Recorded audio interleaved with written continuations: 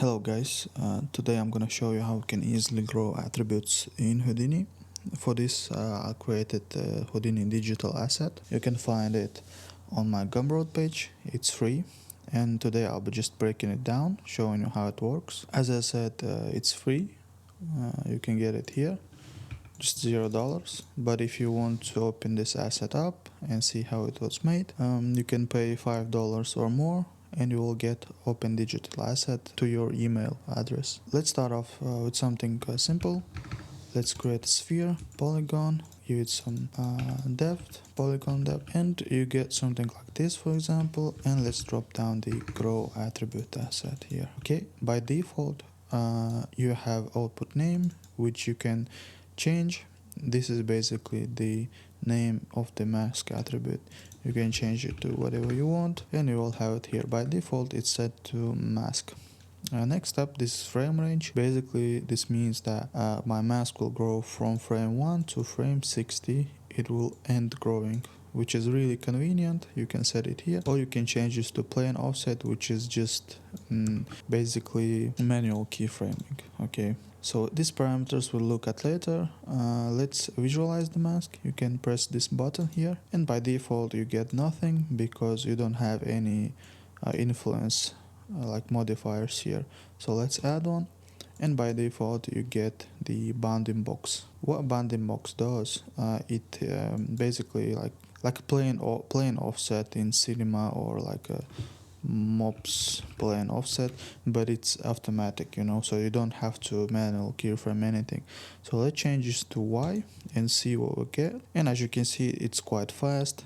It doesn't require any like a simulation stuff because it's not a simulation, and you can live change any parameter that you need here. So for example, I set this to Y, I inverted this, and this is what I get. So around frame 60, as you can see, it ends growing. If you change this to 125, for example, it will grow 125 frames.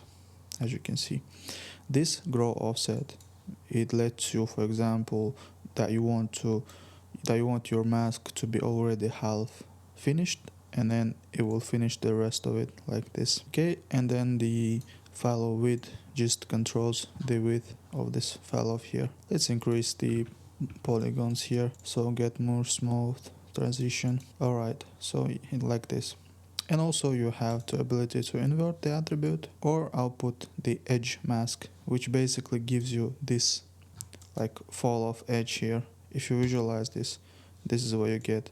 This can be used for like simulation, so like emitting particles and stuff like that.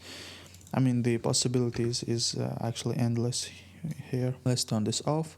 Of course, you can also control the edge roll off here, so you can make it wider or like thinner. Okay, let's get this back.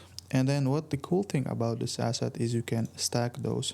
For example, you can stack two bounding boxes and you will get this diagonal bounding box, or you can stack it with the noise, as you can see, and then you can lower the influence amount of it and you will have already like nice noisy growth. And you can change the parameters. For example, you can set this to overlay, you can remove any roughness, and this is what you get, which is quite cool. This can be used for shader stuff, like anything really. So yeah, this is the basic of it. You have a lot of different modes here. All of these modes I showed here, almost or everything, because that's a lot. So you get like different kind of noises here. As you can see, you get like different combinations. For example, this one using random points, and this is quite important one. This is basically like a surface based. So if you have this how we call it, temperature spread, I guess, like pyro source spread, something similar, but it's more intuitive in my opinion, because it's not simulation first of all. And the way it works, let me show you quickly. If you have a geometry like, for example, pig head, right? Let's subdivide this. Okay, for example, 3 subdivisions, right? And then let's drop down the grow attribute and see. Okay, so if you set this to bounding box, the problem with this is that it doesn't respect any like geometry flow of this big head, and that's why we get this plane offset. But if you want to have something like more growth effect, you can change this to geometry based. And now, as you can see, it's basically growth effect, and it's not simulation. It's quite fast. You can control it how you want. You can even stack this with, for example, a noise, right? So if you stack it with noise, as you can see, it's quite nice, quite cool effect. And this is dependent on the start point here.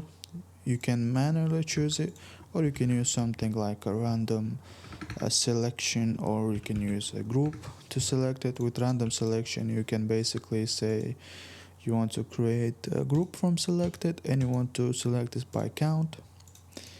And then here you can just, from this drop down, select the group, and there you go. We haven't selected anything, so let's select 1 point, and as you can see, it starts growing. You can change the seed of it, or you can make, for example, 3 points.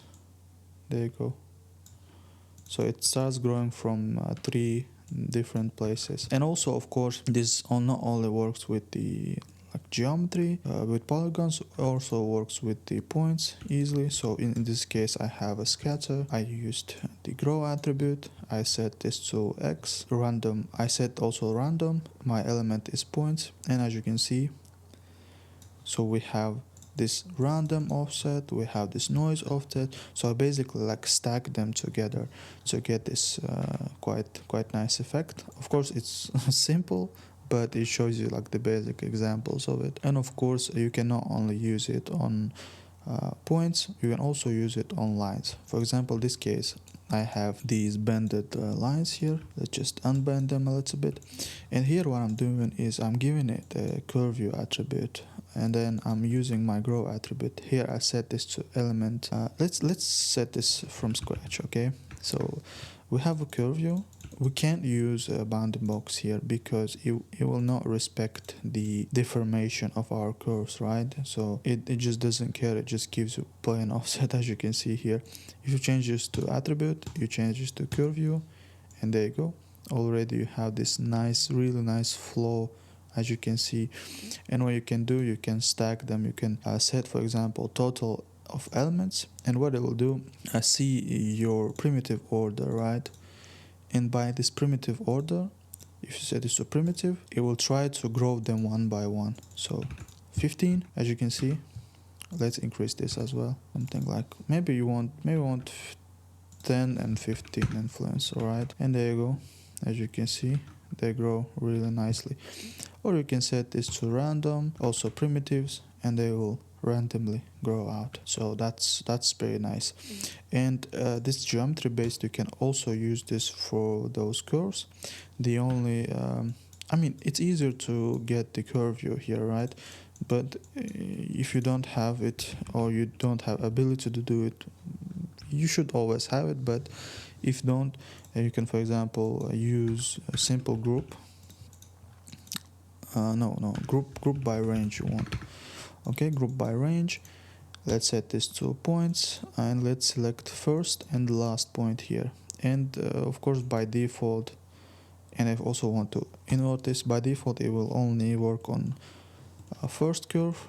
It will work on every curve, but what you want to do, we don't want end, sorry, we just want start, and I will select the first point of one curve. If you tick this effect disconnected geometry, it will select for every curve start point, and here you set this to edge, and you select group 1, and you get the same thing basically.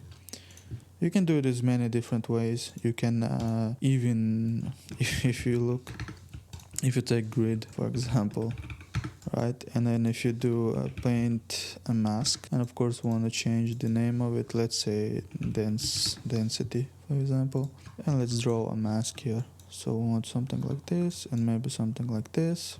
Let's blur it a little bit. So I want to blur it like this.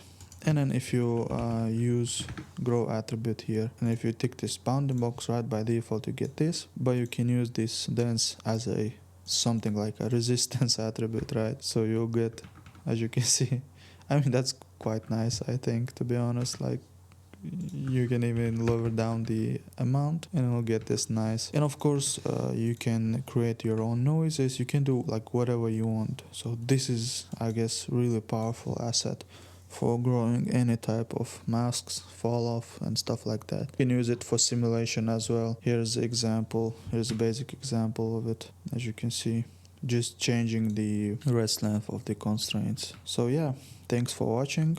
As I said, you can get this asset from my Gumroad.